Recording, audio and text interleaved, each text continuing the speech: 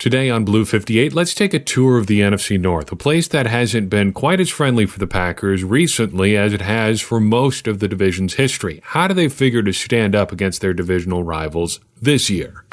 Blue 58!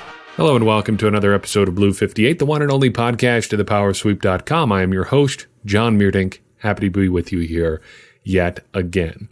I figure it's about time in the offseason calendar to really start looking ahead to the 2019 season. In part because we are a couple weeks out from training camp, and there's not a whole lot else to talk about until the pads really go on.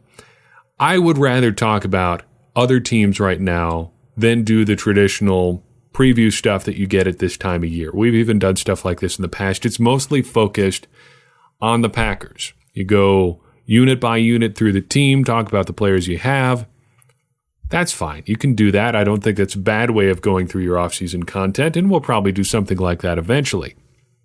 But we've done a lot of that kind of stuff this off-season, so I want to take a few episodes here and look at the other teams the Packers are going to be playing this year. So we'll look through a few teams each episode for the next 3 or 4 or 5, until we get through all of the teams the Packers are going to play this year. This will give us something to look back on when the Packers do play them this year and see how wrong we were for one thing, but just kind of laying down a base of knowledge for another. And as is my traditional style, I like to find answers by asking a lot of questions. So we'll ask 4 questions of each of these teams, starting with who they were in 2018, then what was their most notable offensive addition over the offseason, then what was their most notable defensive addition over the offseason. Then finally, how concerned should we be when the Packers play them this year? The caveat, of course, is that it is July. Welcome to July, by the way. The second caveat is that things are going to change a lot between July and whenever the Packers ultimately play these guys. It's a long season. I think we all understand that. I think there is some value to looking at these teams right now. We're starting with the NFC North for a few reasons. First, these are the teams the Packers are going to play the most this year. It's the teams that they've played the most recently. I think we all understand that. It's also the quickest route to the playoffs. If you win your division, you not only get into the playoffs, you get to host a home playoff game. There are many legitimate criticisms of that setup. I'm not here to talk about that. Like it or not, this is the system we've got, and winning your division gets you into the playoffs. If you want to get into the playoffs, a really good way to do that is to win your division. Winning your division depends in large part on beating the opponents in your division. There is a galaxy brain take for you, of course, sure, but I point that out for a reason.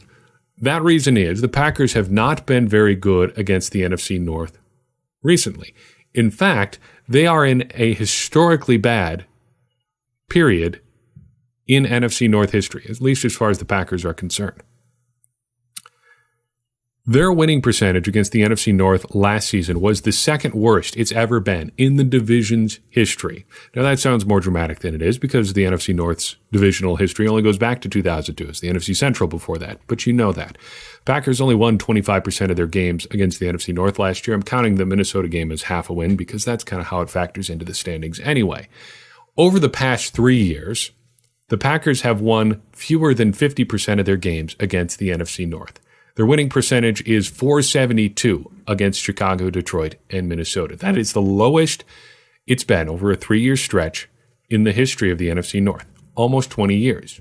Over the past 5 years, the Packers have won just 55% of their games against the NFC North. That, too, is the lowest percentage over any 5-year span in the history of the NFC North. It's been tough for the Packers recently. They haven't done well against the NFC North in quite a while. In 2016, they won 5 of their 6 games, sure, but it's been a downward slope since then. And even the year prior, they only won 3 of their 6 games against the NFC North. It's been a down period. I think we all recognize that. And the quickest way for the Packers to get back to the heights we know they can reach is to get back to the top of the NFC North. But to get that, they have to get through 3 very unique opponents. And those opponents literally start and end the Packers season. Outside of Detroit, but I think you'll forgive that one mild oversight here on the part of the schedule makers. In the interest of symmetry, they should have done it this way. The Packers opened the season playing at Chicago and then at home against Minnesota. In a perfect world, they would have had Detroit at home there in week 3. They don't, but they do end the season playing at home versus Chicago, at Minnesota, and then at Detroit. 5 of their 6 division games are at the very beginning and very end of the season. That is noteworthy because if you're trying to either hold off a divisional challenger or make a late run towards the playoffs, it's nice to have some divisional games in there because that's the quickest way to affect the standings. And the Packers will have that opportunity this year, closing out their season with 3 consecutive NFC North games. That's one of the most interesting recent revisions the NFL has made to its schedule. You've got flex scheduling, things like that, more Thursday night games, sure, but ending the season with consistent divisional matchups. I think if they have it officially, it's the last 2 weeks of every season. You're going to play at least 2 of your divisional opponents. The Packers work out this year to have 3 in a row. That's an interesting tweak. I think that creates some good drama at the end of the season. Let's talk about those NFC North opponents, starting with the defending NFC North champions, the Chicago Bears. What were they in 2018? Well, that's going to depend on who you ask, of course. If you ask a Bears fan, you point out that they were 12-4 and just 1 missed field goal away from heading deeper into the playoffs, into the divisional round. That is fair. Those things are accurate. They were, in fact, 12-4. They were, in fact, just 1 missed field goal away from knocking out the Philadelphia Eagles. But it would also be fair, I think, to point out that they were statistical overachievers because of an unusually healthy season. We've cited Football Outsiders' adjusted game loss, statistic here before, and the Bears ranked very highly in that this year, top 5 in the league. They're one of the healthiest teams in the league last year, and that really helped them on defense. That helps you on defense in a lot of ways. First, you just have your best players out there, but secondly, you have a lot of continuity. It's easy to play well if you're not having to adjust your lineup constantly to deal with injuries. That's great. It's great to be healthy, but health is a difficult thing to maintain. And a defense in particular is difficult to maintain if you don't have all your healthy players available, because you need a lot of good players to maintain an elite defense. And the Bears certainly did have an elite defense in 2018. Not taking any of that away from them. They had a great 2018. Their defense was great in 2018. They figured to be pretty good at the very least again in 2019. But they did benefit from a lot of health, and I think that is fair to point out. This year, their most notable offensive addition throughout the offseason, I think, and this I should point this out. Most notable doesn't necessarily mean best. It doesn't necessarily mean the most the most important. It doesn't necessarily mean the player is going to play the most. It doesn't even necessarily mean the highest paid. It's the player I think is going to be most important to their team's success, or most interesting. That's why I called it most notable. For the Bears, I think their most notable off-season offensive addition is Cordarrelle Patterson. And here's why. The Bears have a very interesting wide receiver core. Not necessarily great either individually or collectively, but very interesting. There's a lot of interesting tools here. If you're an offensive play caller, there's a lot of interesting things you can do. Allen Robinson, Taylor Gabriel, Anthony Miller, Riley Ridley, and now Cordarrelle Patterson. That's a lot of different unique skill sets, and it gives you a lot of room to be flexible and interesting on offense. You can use Anthony Miller or Taylor Gabriel as kind of that gadget slot wide receiver type, doing a lot of different things, lining them up in the backfield, almost the wide receiver version of Tariq Cohen. You can use Cordarrelle Patterson in many of the same ways, except he may be even better as a runner than Gabriel or Miller. We saw that with the Packers last year when the Patriots essentially used him as a running back. He's a big, well-built wide receiver who almost looks like a running back. In fact, there's a case to be made that you might want to just sign him and play him as a running back. He can do some interesting things in the passing game as well from that kind of role. He also happens to be a very, very good kick returner, one of the best kickoff returners of this era. So that adds another interesting wrinkle to an already unusual Chicago Bears offense, coming from that Andy Reid sort of branch of the West Coast offense, known for its creativity, Matt Nagy and all of the things that he does. If there's anybody who seems like he might be able to do some interesting things with Cordarrelle Patterson, it could be Matt Nagy. Bill Belichick certainly did. Now Matt Nagy gets a chance to do so as well. Their most notable defensive addition, to me, has to be Clinton-Dix. He's interesting just because of how things played out over the past year or so with both Clinton-Dix and the Packers and also the Bears. The quick recap, though I'm sure you know this, Clinton-Dix started the 2018 season with the Packers, was playing okay for Clinton-Dix, but was traded midseason to the Washington Redskins. Washington quickly became the second team in a single year to give up on Clinton-Dix, letting him walk for nothing. And the Chicago Bears signed him to a very affordable one-year contract. That in and of itself would be interesting, but it's made more notable by the fact that the Packers signed the guy whose place Clinton-Dix is now filling in Chicago. Adrian Amos, of course, now lines up for the Green Bay Packers.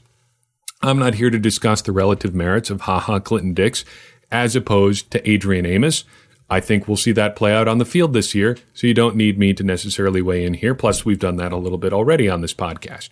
But I think that certainly qualifies as a notable addition, and it's certainly going to be an interesting story to watch play out this year. How concerned should we be when the Packers play the Bears this year? On a scale of 1 to very concerned, I would say probably about an 8. Let's put a little bit higher, finer point on that. I think the Bears are a little bit scary for the Packers this year and for anybody they play this year for this reason. The Bears strike me as a very high variance team. They rely a lot on Mitchell Trubisky, who can be good, could also be very bad. He's a little bit inconsistent as a quarterback. He probably hasn't lived up to his top 5 draft pick status so far. Although I did see a really unusual thing today that says he's one of the betting favorites to win the 2019 NFL MVP. That would be a little bit surprising.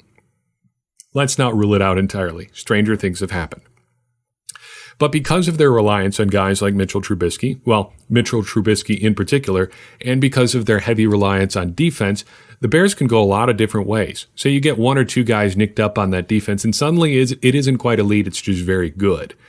Well, just having a very good defense doesn't necessarily win a lot of games for you when you're trying to win a game with defense. The same goes for having a quarterback who is not necessarily the most reliable quarterback in the world. Some days he can be a world beater. Other days he can just about take you out of games. Which Bears team you get seems like it could vary a lot from week to week or over the course of the season, depending on what happens within that team. And that makes them a team that could vary a lot depending on where in the season you play them. That makes them, to me, a little bit scary. It makes them a team that I'm not all that excited to play in 2019. Could be tough for the Packers. Could be easy for the Packers. You don't know, and that makes them a little bit scary. Not quite so with the Minnesota Vikings. They also, I would describe as a high variance team, but not quite in the same way. We'll get to that in a second. First, let's look backwards. Who were the Minnesota Vikings in 2018? In a lot of ways, they were very similar to the Packers. They finished the season 8-7-1, though that should have been 8-8 thanks to the Clay Matthews penalty on Kirk Cousins, which wiped out the Jair Alexander pick and a sure Packers victory. They dealt with a lot of injuries as well in 2018, and they had offensive line issues yet again. It seems to be a recurring thing for the Minnesota Vikings. That's why, to me, their most notable offensive addition this offseason was Garrett Bradbury, the center, out of NC State. The Vikings drafted him 18th overall, and if you're taking a center 18th overall, he's either 1, really good, or 2, you're in a really bad way on the offensive line. In this particular relationship between Minnesota and Garrett Bradbury, it seems like both could be true, because he seems like a really solid player. Everywhere you look on this guy, he's described as someone who's going to step into the starting lineup right away and play for a long, long time. And I'm not always sure if drafting a center in the first round is the best allocation of resources in the world, but if you get a starting anything for a decade or more, maybe 8 years, maybe 7 years, and if he's as good as they say Bradbury could be or is going to be, that seems like a pretty common sense pick, especially if you're having issues on the offensive line, which Minnesota has had for quite a while. It's not an exciting pick, but if you've had problems on the offensive line like the Vikings have, crossing one out of those 5 positions off your list of needs has to feel like something of a relief in Minnesota. Their most notable defensive addition wasn't actually an addition at all, unless you count his brief detour to New York. I'm talking about linebacker Anthony Barr. Even now, this far into his NFL career, I think it's still fair to ask, what is Anthony Barr as a player exactly? He's not really an edge rusher. He's not really an off-the-ball linebacker. You can pretty much just rule out positions that he isn't for sure and try to narrow it down from there. He's not a cornerback. He's not a safety. He's probably not a defensive tackle. Okay? That gets you a list of other things that he could be. It's not really clear what it is from there. We do know he's a super athlete even now, and he can do some wild and crazy and interesting things in the right environment. And I have to wonder if he's at his best in a situation where the defensive coordinator can just afford to get a little bit weird with him. And Mike Zimmer is one of those guys. He's a very good defensive coordinator. He's a very good defensive coach. And now Barr is back in Minnesota on a very big contract. That's significant long-term for the Vikings. In the short term, it's probably good they have him back. And it seems like it would have been a fairly significant loss if he'd have gone to New York, though the Vikings did reel him back in. Contract questions aside, I think the Vikings would say they're happier to have him than not have him. So for the time being, they're probably fairly happy paying the contract that they are paying to him, even if it does put him in a little bit of a salary crunch here in the short term. And that's probably as much Kirk Cousins' fault as anything. And by extension, Rick Spielman's fault, but that's an entirely different issue. So how concerned should the Packers be when they play them this year? How concerned should we be about the Packers playing them, I guess is another way to put that. If you're using the same scale that you used to rate the Bears, between 1 and very concerned, I would say about a 6. Fairly concerned, 1 to 10, but not as concerned as the Bears. The Vikings are a little bit like the Bears in that at their best, they have a strong defense, and on offense, a quarterback whose main attribute is not screwing it up for you, or the main thing you're asking from that quarterback, rather, is not screwing it up for you. That has been Kirk Cousins' hallmark, I guess. He's safe, reliable. He's like an extremely rich man's version of Alex Smith. I mean, he does some things better than Alex Smith, but he may make some more boneheaded decisions. That gets you into that high variance team category. Though they don't seem as likely as the Bears to just rise up and really hammer you or just completely bottom out. So they may be a little bit more towards the middle. Their highs may not be as high as the Bears. Their lows may not be as low. In July, that seems about like where they are. I think that puts them in the position of just being scary because you don't know quite what you're going to get from them, but not quite as scary as the Bears because they're not quite as elite on defense as the Bears are. At least they weren't in 2018. Moving on to Detroit, let's finish out the NFC North here. What were the Detroit Lions in 2018? To me, looking back, it seems like a team that had all the worst traits of the Patriots with none of their winning. They had a surly head coach. They had a general weirdness. They won a game or 2 or 3 that you may not have quite expected them to win, but ultimately they were just not quite there. Summing up that general weirdness, how about Matt Patricia criticizing a reporter's posture last season in the midst of a 6-10 campaign?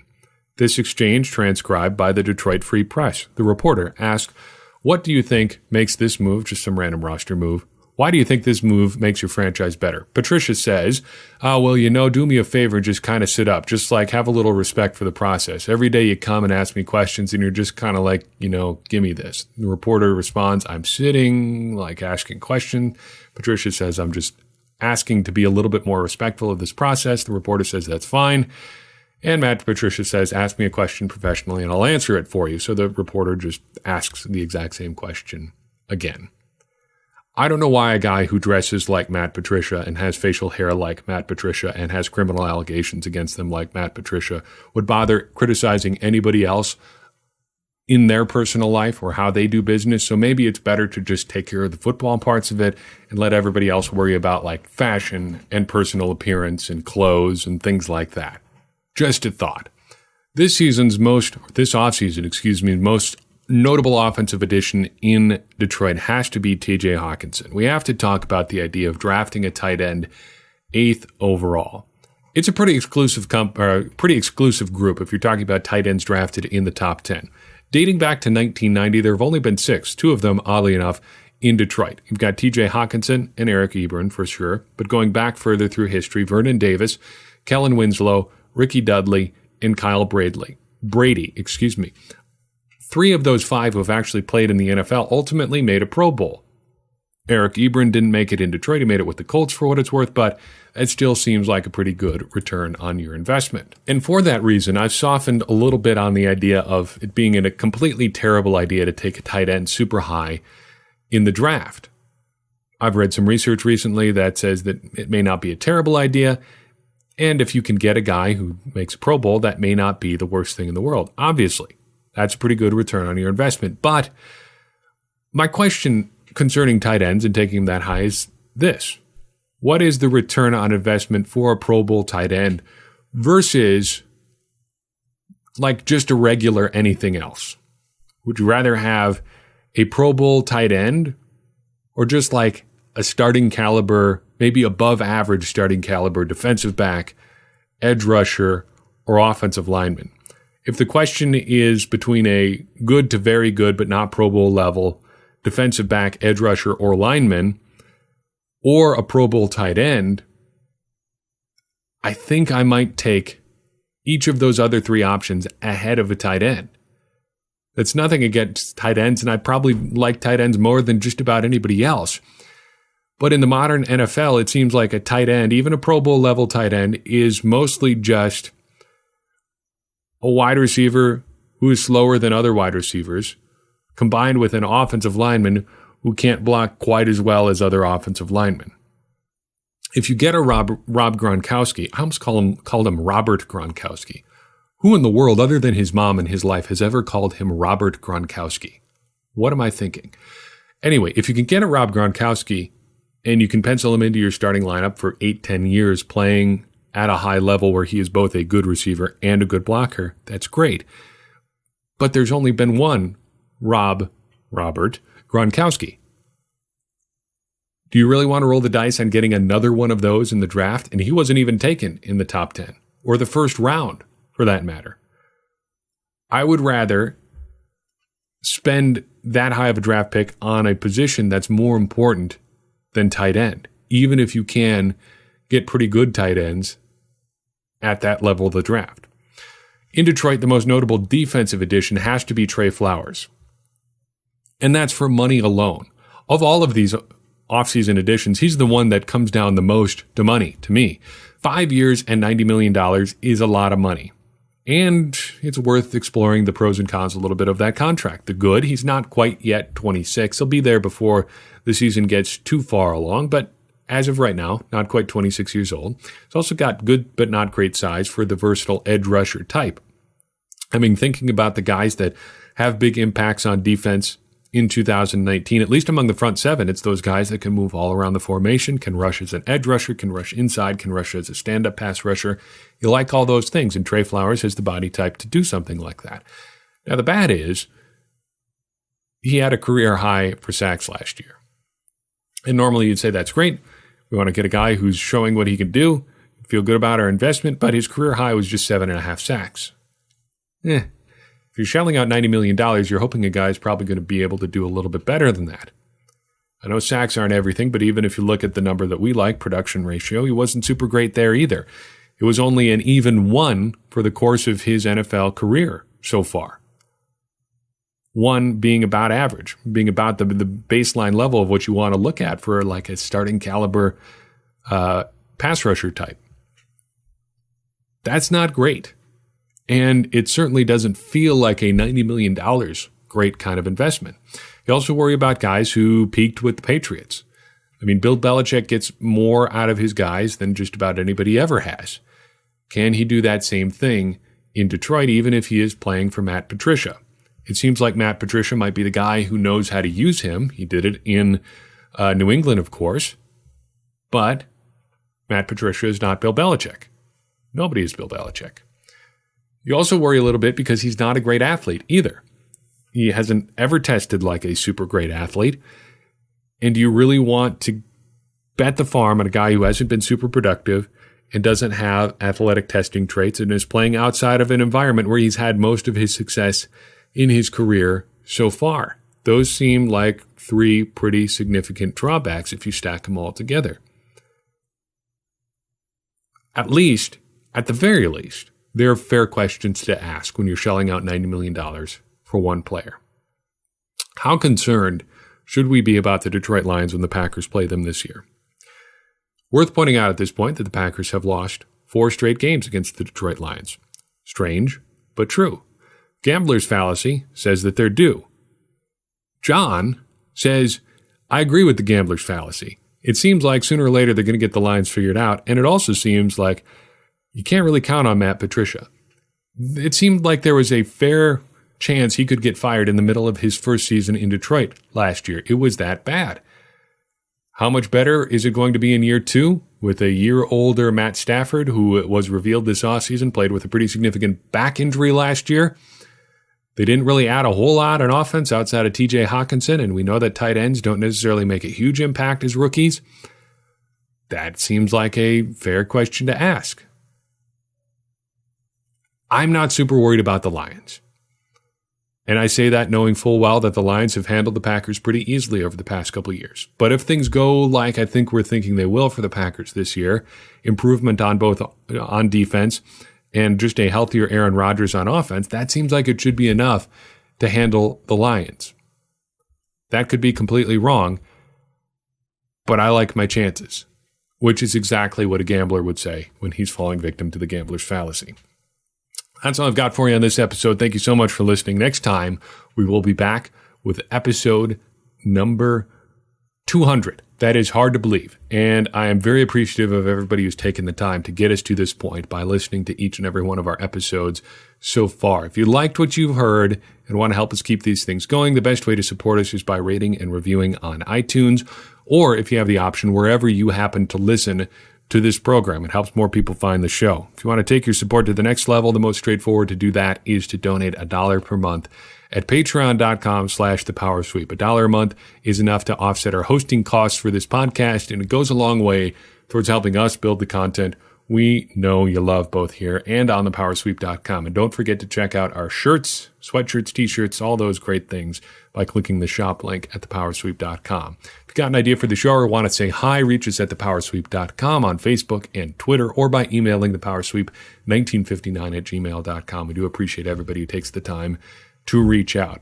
Every thought, every bit of feedback, every question you ask helps us make Blue 58 and the Power Sweep better, which continues to further our mission of helping everyone become smarter Packers fans. And as I always say, smarter Packers fans are better Packers fans, and better Packers fans are what we all want to be.